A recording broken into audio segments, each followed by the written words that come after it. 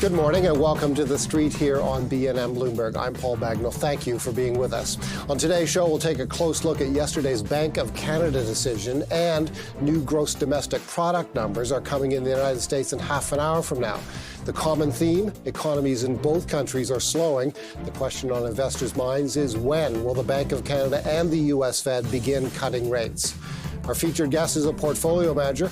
He'll tell us why next week's big round of technology earnings will be key to the future direction of the market. And we want to hear from you this morning. In our first call segment at the end of the program, we'll invite you to ask questions of our featured guest of the morning, Allan Small, Senior Investment Advisor at IA Private Wealth. So call us with your investing questions. We'll have Allan answer as many of those questions as he can. The phone number to reach us at will be 1-855-326-6266. We'll open the phone lines in about half an hour from now, and we'll take your questions shortly after that. In the meantime, here are some stories that we're tracking for you here in the BNN Bloomberg newsroom.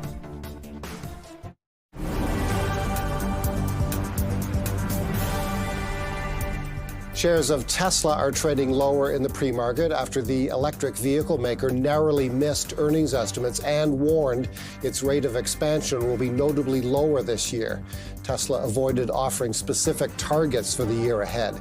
In 2023, the company fell well short of its usual 50% annual sales growth target, despite slashing prices.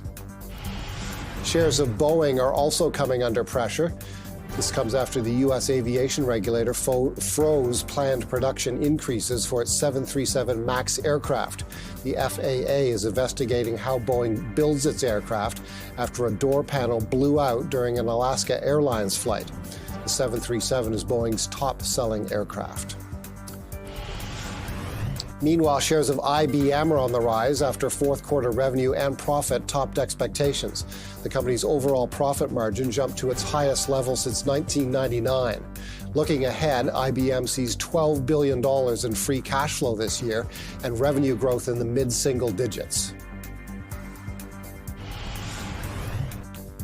There's a look at the U.S. futures. Our first look at the markets this morning. There is key economic data coming that could shift how this looks. That is U.S. Gross domestic product numbers coming at 8:30 a.m. Eastern Time. What we're expecting to hear is that the annual pace of economic expansion in the U.S. was 2.0% in the fourth quarter. That would be a steep drop-off from the third quarter pace.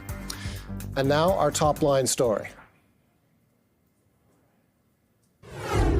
It's premature to discuss reducing our policy rate.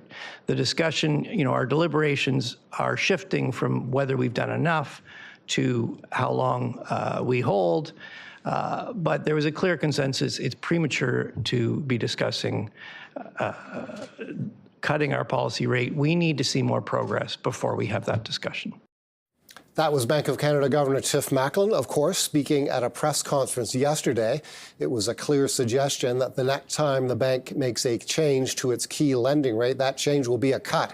But when? Macklem, of course, and you just heard him say it, said it was premature to talk about timing, but Canadian fixed income markets are placing a heavy probability on a first rate cut on June the 5th or on July the 24th. Meanwhile, new U.S. gross domestic product data is due in less than half an hour from now. We'll have a leading U.S. economist with us to talk about those numbers. That number is expected to show a substantial slowing of the U.S. economy in the fourth quarter. If so, that will get investors wondering the same question. Exactly when is the U.S. Fed due to cut its key rate? Fixed income markets there currently see that happening in May. And a rate announcement is due from the European Central Bank in less than 15 minutes from now. No change is expected, but there too, the focus of investors will be on when the ECB will cut. For insight, let's bring into the conversation our featured guest. He's Allan Small, Senior Wealth Advisor at IA Private Wealth. Thanks for coming in. Always great to spend some time with you. Thanks for having me. Your take on the Bank of Canada yesterday. When do you think the Bank of Canada will cut rates? Well, I think coming into this year, my take was that we would see the rate cuts in the second half. don't think they're going to come as early as some people believe. Some people were hoping for first quarter of this year. March, I know a lot of people were thinking, I think Goldman Sachs was thinking perhaps in the U.S. March could be the date as well. But overall, I think we're going to have to see some more slowdown. You know, recently, inflation has ticked up higher, obviously 3.4% from just over 3%. And it looks like the economy in the U.S. and even here in our country has been somewhat resilient. Consumer continues to spend. And if that keeps up, I don't think the Fed would be, and the Bank of Canada would be in any hurry to raise rates. So the fixed income market is calling for a May rate hike in the U.S. You think that's too early? I think June. I think the second half would be more realistic, depending on how quickly the economy deteriorates. I think if we start to see a significant slowdown, we are going to see a smaller GDP print coming up, I guess, at 8:30. Depending on how quickly, if we do go into some sort of mild recession here in our country, we have one negative quarter of GDP. If we get our second, I think the report comes out in February, we will, it might speed things up on this side. But overall, right now, I think Tiff Macklem has said that they're not in any hurry.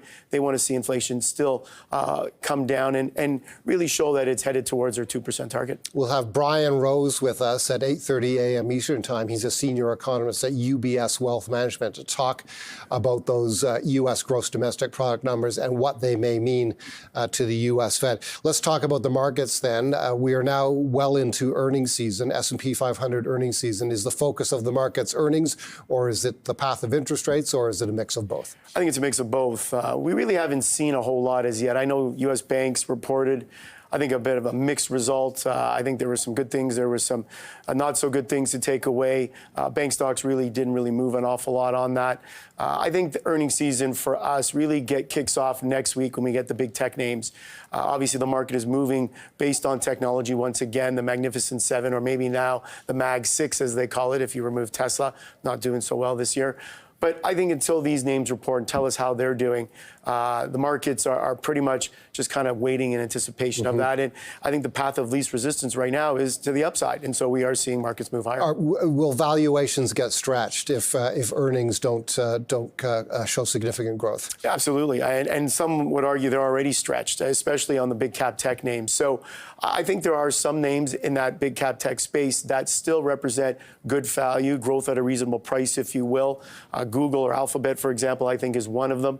PE somewhere around 25, 26. But I think their growth rates are high enough to warrant that, that PE of that level. So I still think there is value in some areas, but definitely if these big cap tech names don't report good growth, then valuations will continue to get stretched. It was a mixed set of results for the big banks. What's your takeaway there?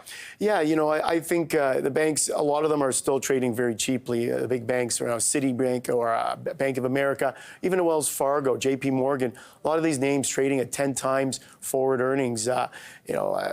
Just over book value right now, 1 times book. I know even J.P. Morgan, which normally trades closer to 2 times, is trading on maybe 1.5 times book value. So I still think that the banks represent good value. For a while there, regional banks represented even better value, but I think the regional banks have moved a lot higher, more quickly than some of the big money center banks like a PNC Financial.